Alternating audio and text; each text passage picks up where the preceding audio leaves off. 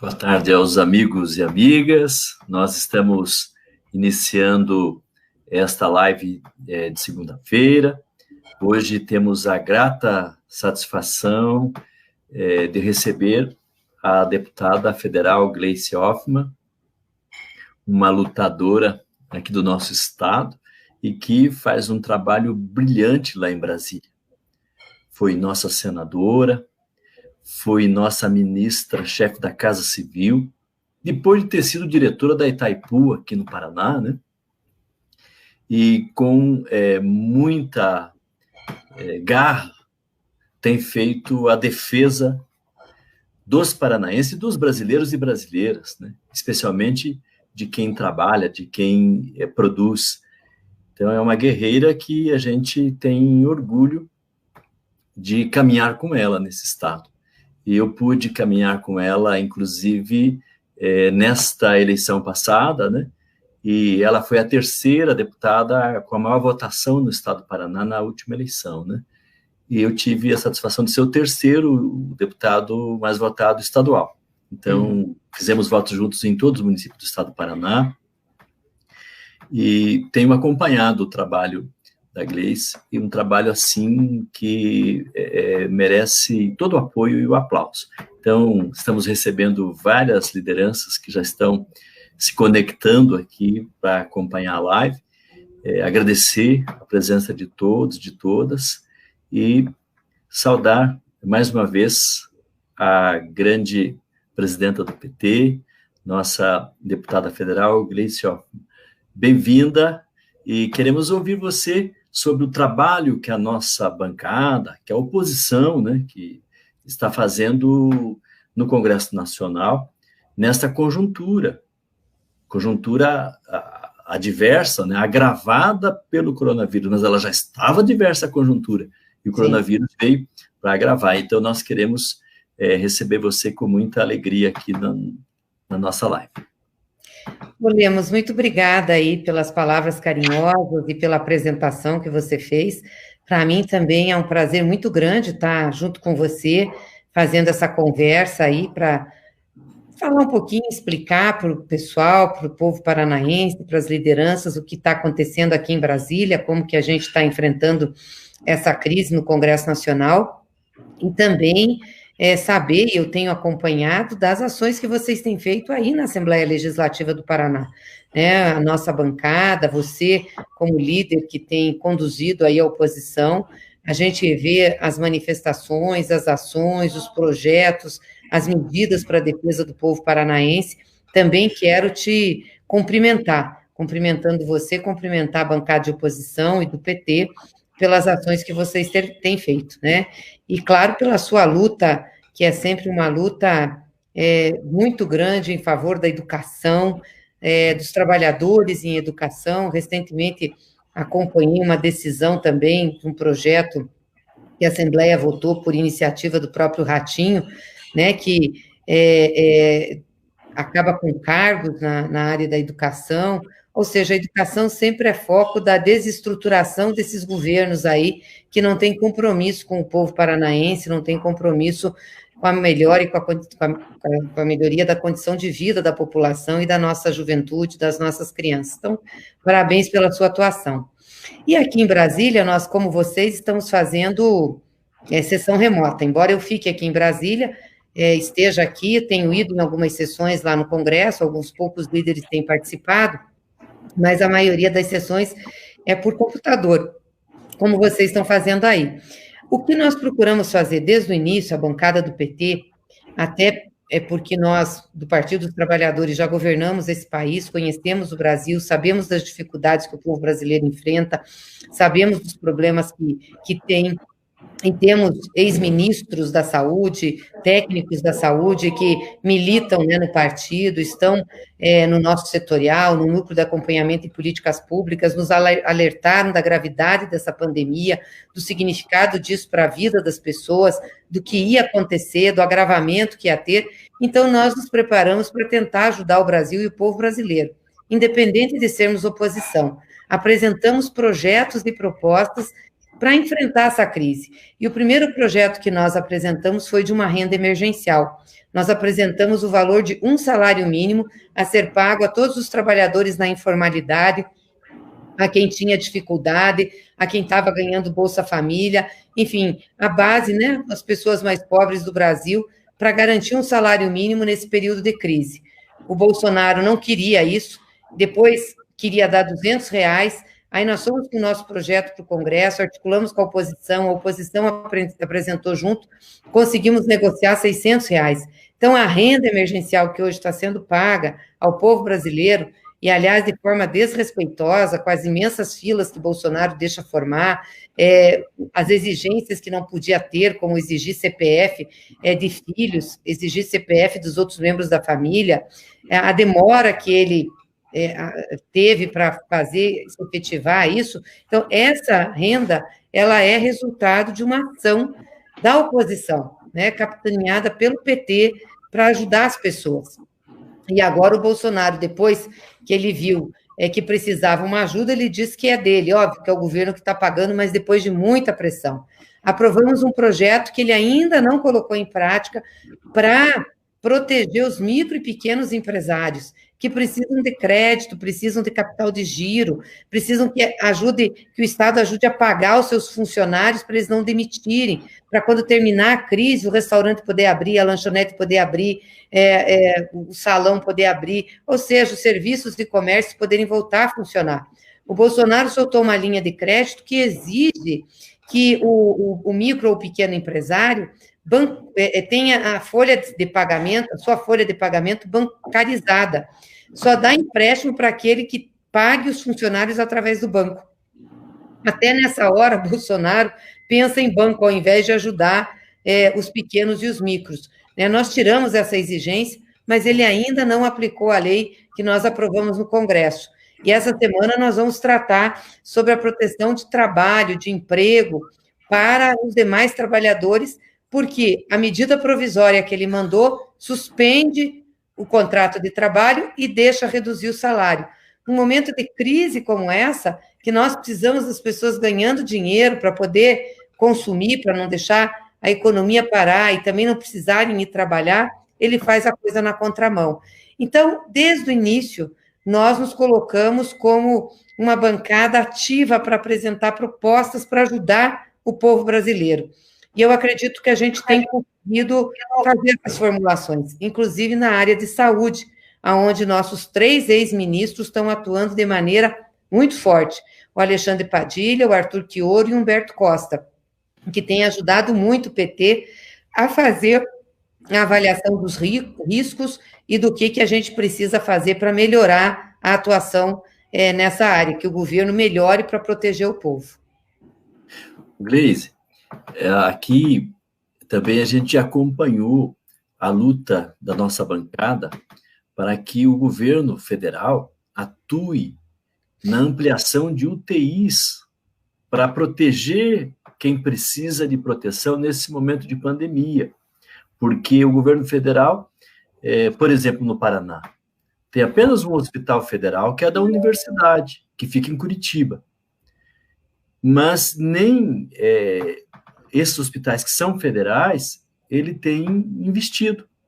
A gente vê no Rio de Janeiro os hospitais federais ociosos. Por quê? Porque não contratou pessoal, deixa alas fechadas. Tem 1.800 leitos vazios nos hospitais federais no Rio de Janeiro, e os hospitais municipais e estaduais estão sobrecarregados. Então, essa também foi uma iniciativa importante do partido, acionar o governo federal para que ele também tenha compromisso de propor leitos, né, apresentar leitos para proteger o nosso povo, em parceria com os municípios, com os estados e nos próprios hospitais federais. E aí, eu vi que foi uma iniciativa boa.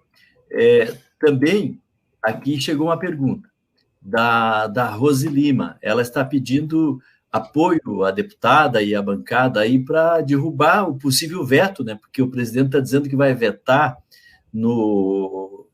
no projeto que foi aprovado pelo Congresso de Ajuda a Estados e Municípios, que vai vetar aqueles dispositivos que garante a servidores como o professor, servidor da saúde, da educação, né, que não fique congelado os salários, né, e a carreira. Então, ela tá pedindo ajuda aqui. E eu vejo que tem vários servidores acompanhando, como o Carlos, como o Hamilton Serighelli, né?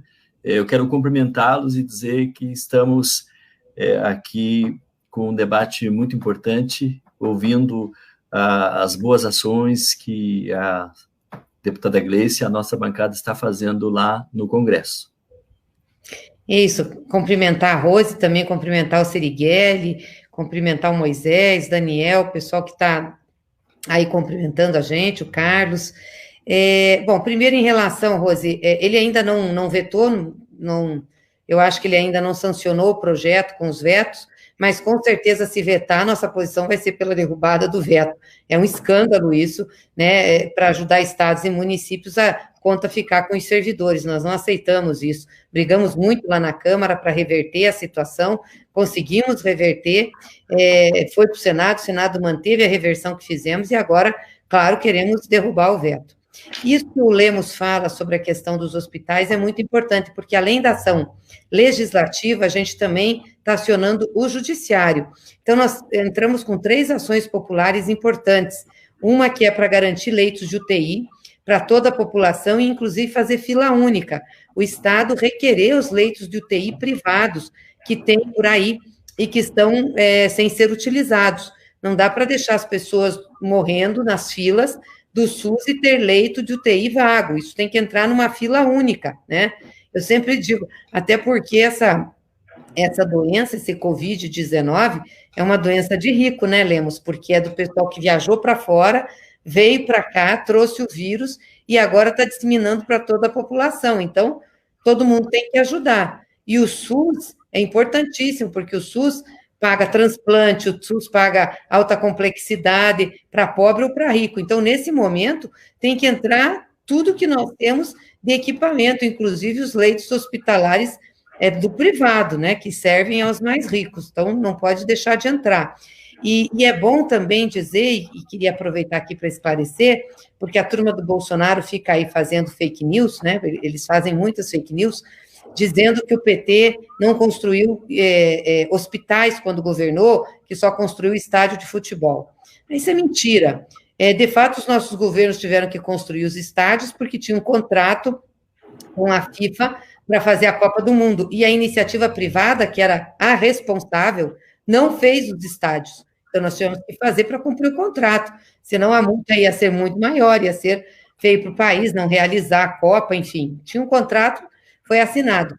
Agora, nós fomos um dos governos que mais investiu, sim, em atendimento hospitalar. Quando o PT assumiu o governo, nós tínhamos 11 mil leitos de UTI instalados no Brasil. Quando nós deixamos o governo, nós deixamos com 22 mil leitos instalados. Em 13 anos, nós duplicamos o total de leitos de UTI instalados no Brasil. Além disso, deixamos 400 UPAs funcionando, que são mini hospitais, que têm leitos de hospital, inclusive muitas têm leitos de UTI, e mais 600 UPAs em fase de término da construção ou para aquisição de equipamentos e implantação. Então, além disso, fizemos o Mais Médicos, o Farmácia Popular, ou seja, o PT foi um dos que mais investiu na área de saúde. Por isso que a gente cobra hoje o governo e cobra Bolsonaro. Assim como estamos cobrando que liberem o teto da saúde. Tem 22 bilhões de reais presos no teto da saúde. Essa ação está com a Rosa Weber, ela deu um tempo para o Estado, para o presidente falar sobre isso. Até agora, não sei se ele falou ou não, mas ela não despachou e a gente tem que cobrar. A outra ação que nós fizemos foi para acabar com as filas do recebimento do auxílio emergencial. Por que tem fila? Porque o governo fica exigindo coisa que nós não aprovamos na lei. Por exemplo, o governo está exigindo que tenha CPF regularizado. O que exigir CPF regularizado? Pega outro documento da pessoa. O governo está exigindo que, além do CPF de quem está lá pedindo, que é o titular, que é o chefe de família, ele leve o CPF dos dependentes. Nós sabemos como é difícil ir lá tirar CPF na Receita, aí vai pedir para as pessoas mais pobres tirarem CPF dos dependentes. Então, os processos ficam demorando, não libera, as pessoas ficam na fila, se humilhando. Então, nós entramos com uma ação para livrar isso. E a outra ação que nós entramos foi com o preço de gás. Caiu o preço de gás nas refinarias, hoje o custo do botijão na refinaria da Petrobras é de 22, e as distribuidoras estão aumentando o custo do botijão, está chegando a R$100 em muitos lugares, aumentando o preço. Então, nós entramos com a ação para pedir que a ANP fiscalize e responda por isso, por que está aumentando o preço se caiu na refinaria, e para que o botijão de gás seja limitado ao consumidor final ao preço de R$49. Se está 22 na refinaria, R$49, paga muito bem os custos de saída da refinaria e o lucro que as distribuidoras podem ter, sem ser uma coisa escorchante, ou seja, sem tirar o couro do povo, né? Não dá para a gente admitir isso. Então, essas 3 ações populares, nós entramos em defesa da economia popular. Bacana. Ô, Gleice, também nós estamos acompanhando outros países que passam por dificuldade e com o coronavírus desacelerou a economia desses outros países também. Mas a gente vê exemplos diferentes, né? Enquanto na Argentina o presidente proibiu a demissão de trabalhadores e até foi atrás de empresas que tinham demitido para que fosse recontratados os trabalhadores, isso se deu, os trabalhadores foram recontratados. Aqui a gente vê um ataque brutal aos trabalhadores, aproveitando-se da pandemia para atacar os trabalhadores.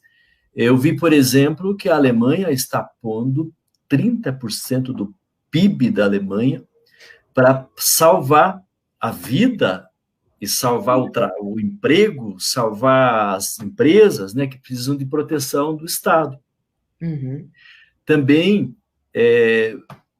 vi, em outros lugares, iniciativas importantes de proteção e até, em alguns países, fazendo emissão de moeda.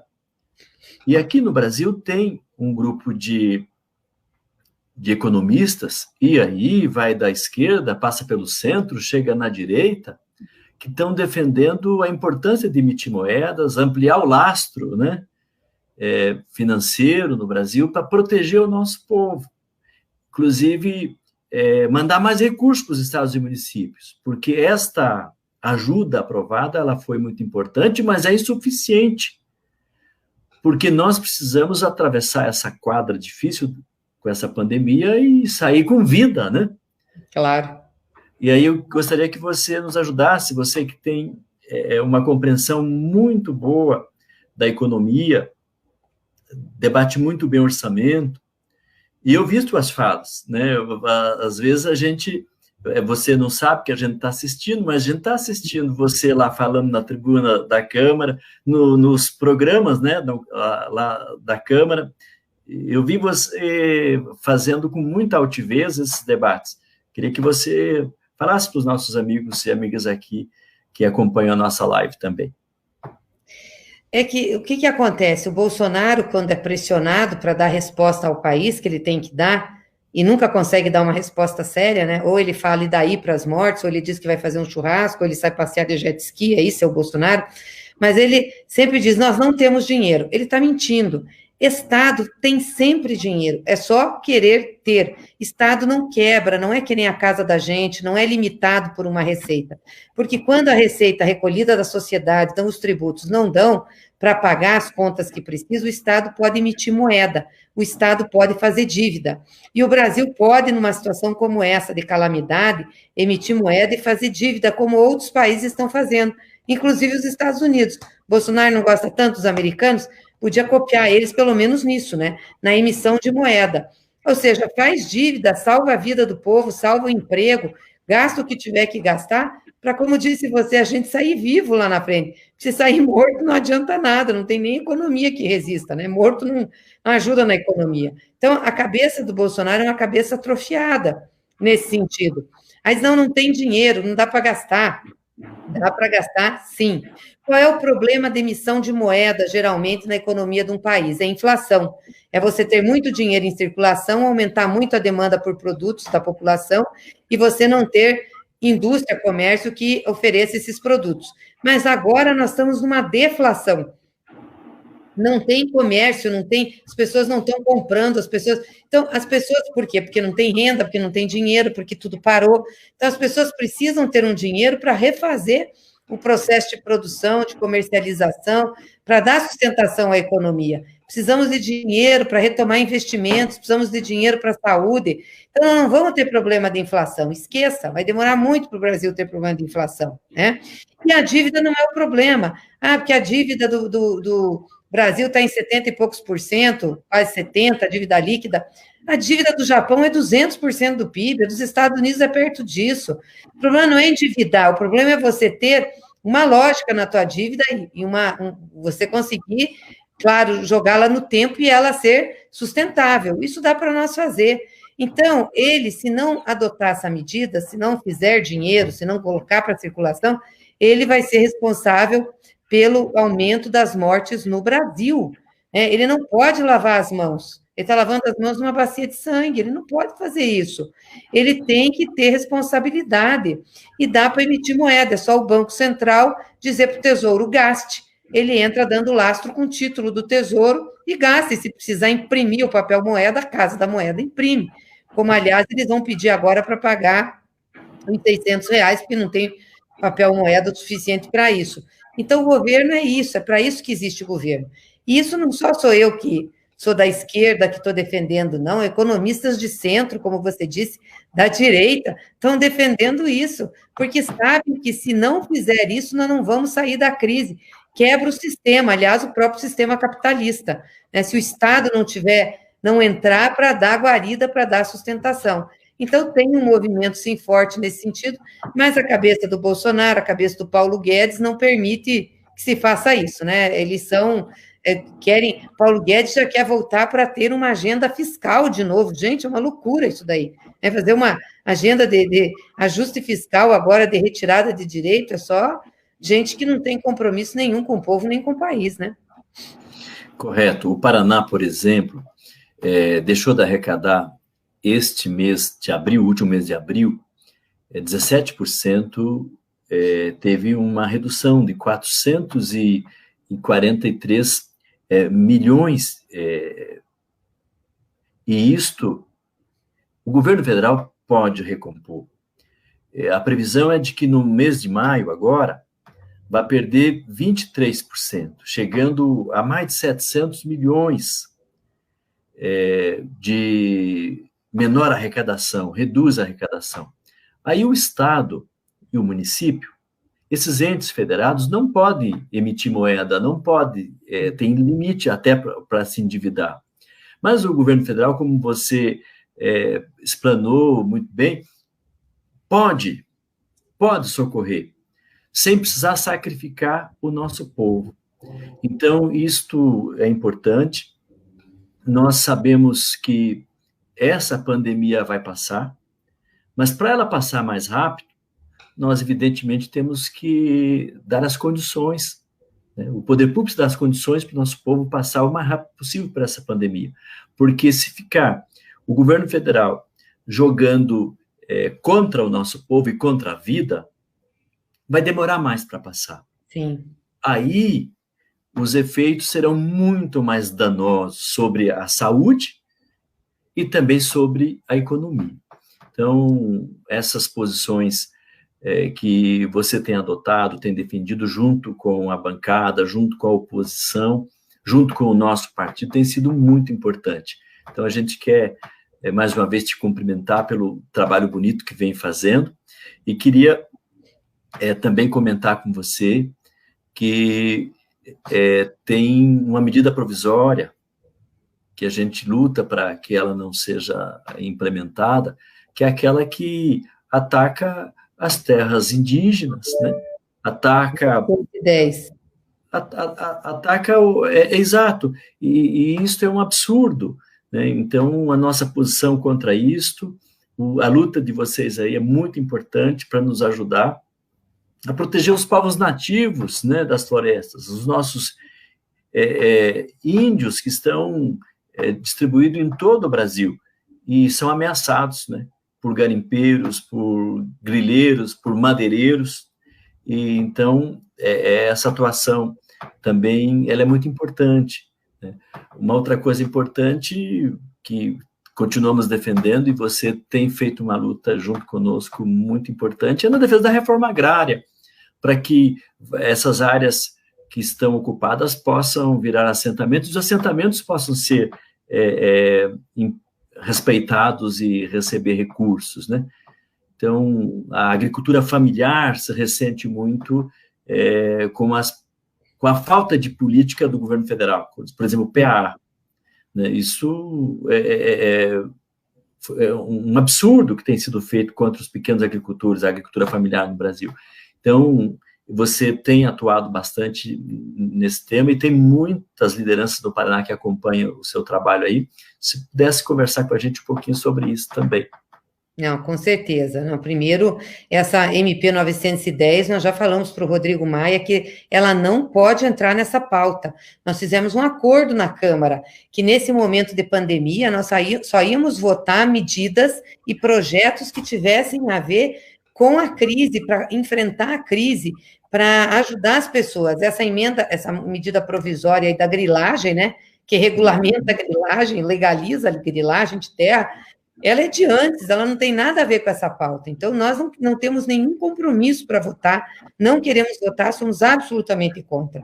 E a questão da reforma agrária, a gente tem acompanhado a luta dos trabalhadores sem terra, do MST, de outros movimentos campesinos, né, na luta pela terra, pela regularização dos acampamentos, para que eles tenham segurança, inclusive, para trabalhar a terra, para ajudar. E o Paraná é um dos estados onde nós temos o maior número de acampamentos do MST e que a gente precisa ter uma solução.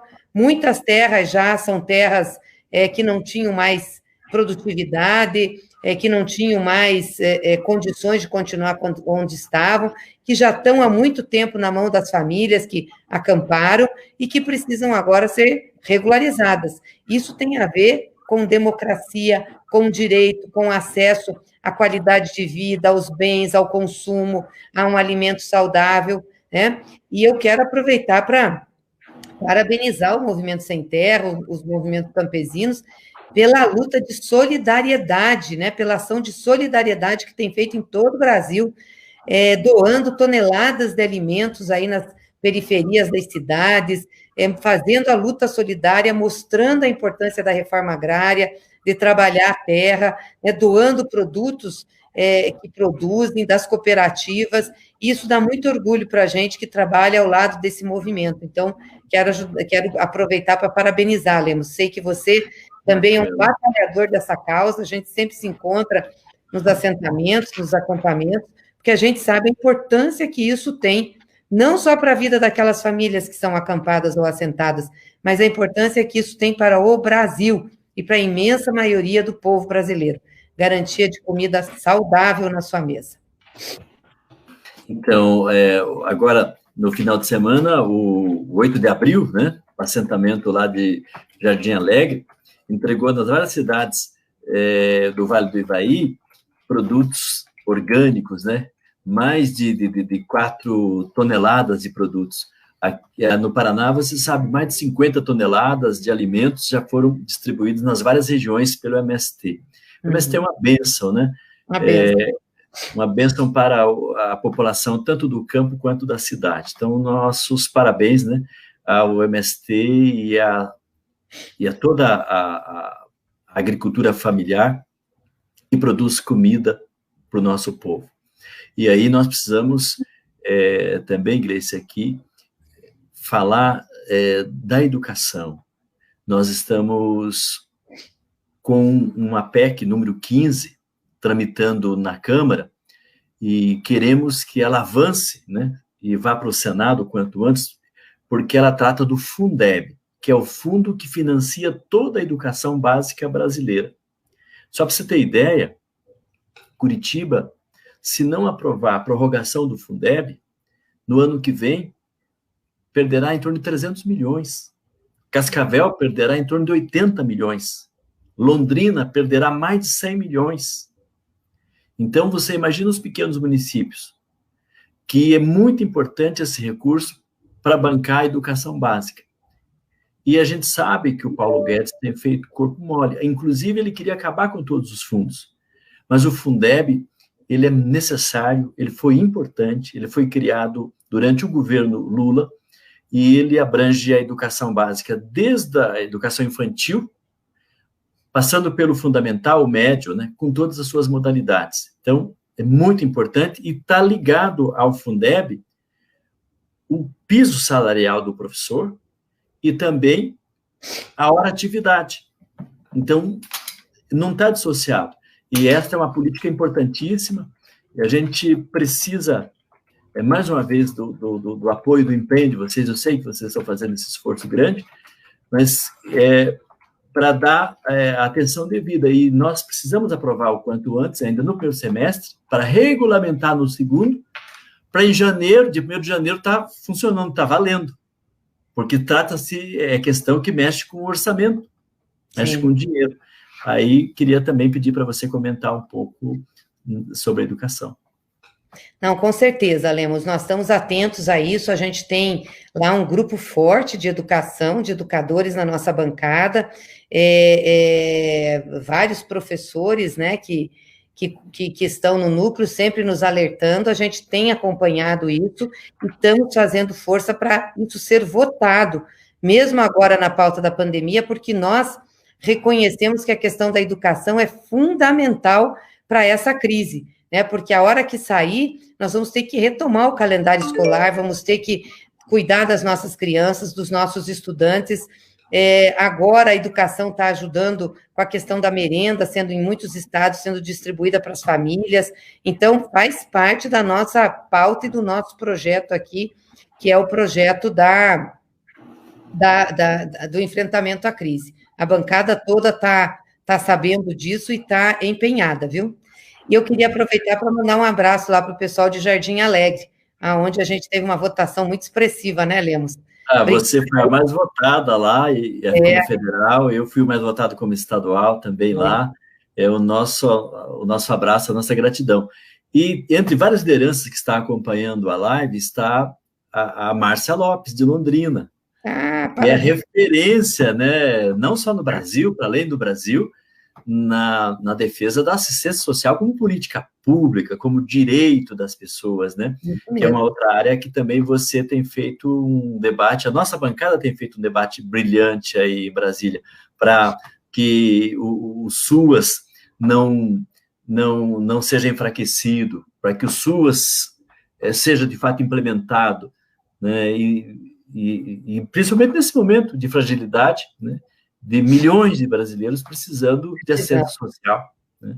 Então, nosso abração para a Márcia também, abraçar a Márcia Lopes aí, agradecer a presença dela aqui, um grande quadro, foi nossa ministra, né, na área de desenvolvimento social, e se hoje a gente tem uma tecnologia social no Brasil, que é capaz de fazer pagar aí para milhões de pessoas uma renda emergencial, distribuir, ter o Bolsa Família, ter os CRAS, ter os CRES, é exatamente pela luta da assistência social nesse país. Isso foi muito importante para a gente ter esse avanço, né, de proteção e de cuidado com o nosso povo. Então, parabéns aí, Márcia. Está lembrando aqui que no governo Lula nós implantamos a segurança alimentar e nutricional, e esse governo destruiu, eles estão destruindo tudo, Márcia. Aliás, o Bolsonaro disse, né, ele não veio para construir, ele veio para destruir. E a primeira coisa que eles destroem são exatamente os mecanismos de políticas públicas que atendem aos mais pobres. Parece que tem ódio de pobre, né? Não tem nenhuma empatia, não tem solidariedade, não tem nada. É uma tristeza isso. Mas fico feliz de te ver. E Lemos, eu vou ter que começar a me despedir aqui. Sim. O já falou dos 5 minutos. Exato, eu queria pedir para você, para encerrar, essa luta que você faz, e o nosso mandato também faz, pela promoção das mulheres, né? Pela igualdade, pelo respeito, pelo direito, né? Das mulheres. Nesse momento de pandemia, nós estamos vendo, inclusive, um aumento da brutalidade, da falta de respeito, da violência doméstica, da violência contra as mulheres. Não é só na pandemia, ela tem aumentado no último período, mas acentuou-se mais nos últimos dias. E eu sei que você faz essa luta muito intensa aí em Brasília, então precisamos que você continue levantando essa bandeira aí, porque é muito importante na defesa das mulheres. Então, vamos continuar. Aliás, essa semana, na quarta-feira, às 18 horas, o presidente Lula vai fazer um programa com uma parte das deputadas federais, ele vai falar com todas, mas nessa quarta, com 3 deputadas, para falar exatamente sobre a violência e a violência doméstica, que infelizmente cresceu muito agora no isolamento social. O fato das mulheres ficarem em casa, os homens também, o companheiro, o marido, o parceiro, fez com que as mulheres fossem vítimas de violência no maior grau. É muito triste isso, né? E acaba a mulher sendo vítima, as crianças, ou seja, é a cultura patriarcal, né? Em que o homem se sente dono da mulher, do seu corpo, sente como se ela fosse uma propriedade. É triste ver essa situação. Nós estamos fazendo uma campanha muito grande aí de enfrentamento à violência para as mulheres, Discal 180. Fizemos agora também aí no Paraná, eu ajudei a divulgar, você também, uma campanha que é silenciosa, né, de um vídeo que vai dando mensagens para as mulheres, para elas poderem ver no celular, sem ninguém escutar, aonde ela tem que socorrer, para quem ela tem que ligar. Tem também um processo aí de solidariedade, que é o Vizinhança Solidária, né, de outras mulheres que ficam à disposição para que, se a mulher sofresse, uma vizinha sofrer violência, ela poder atender, poder denunciar.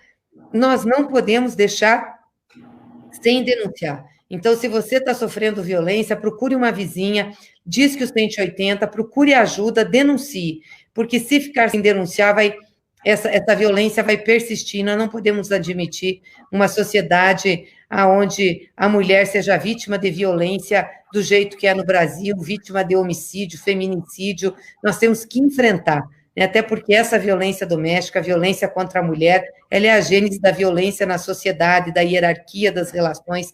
É muito triste isso. E na quarta-feira, assista a nossa live com o presidente Lula, que nós vamos falar sobre isso. E bacana, Grace. Viu, a oportunidade de falar com você, muito bom, estava com saudades. Você é um grande companheiro, um guerreiro aí do Paraná. A gente tem muito orgulho do seu mandato, da sua trajetória, da sua atuação. Também tenho muito orgulho de ter caminhado com você aí no processo eleitoral, e estamos juntos na luta. E agradecer a todos que escreveram para a gente, o carinho de vocês, de estar com a gente aqui nessa live. E estamos à disposição aqui em Brasília, nosso mandato e o Partido dos Trabalhadores. E vamos estar onde sempre estivemos, do lado do povo brasileiro e do povo paranaense. Bacana, Gleice. Eu estou aqui com a tarefa de coordenar a frente parlamentar pelo fim da violência contra as mulheres no estado do Paraná. Então, contamos muito com você. Nós, assim que passar esse momento de pandemia, estaremos organizando uma grande audiência pública aqui na Assembleia e queremos contar com sua valiosa presença aqui para debater essa temática, né, que é muito importante, de valorização das mulheres e, por fim, a violência contra as mulheres. Então, nós estamos também aqui concluindo, né? Agradecer muito a sua participação, a sua contribuição. Queremos, em outros momentos, organizar outro debate com você, foi muito importante. A nossa gratidão, né, pela sua atuação na defesa do Brasil e do povo brasileiro. Então, um grande abraço a todos que estão acompanhando, e mais uma vez, muito obrigado, Gleice, por estar conosco. Obrigada, tchau para vocês, olha, uma boa semana, muita luta, muita fé, muita força para a gente ajudar o povo brasileiro a atravessar essa crise. Tchau. Tchau. Quero convidar a todos e todas que na quarta-feira nós teremos uma live que é às 17 horas, 17h30, né? Tratando também dos temas aqui da Assembleia, prestando contas dos projetos e dos debates que fazemos aqui na Assembleia. Então, fica um convite para todos e todas para estarem conosco. Mais uma vez, um grande e forte abraço a todos e todas.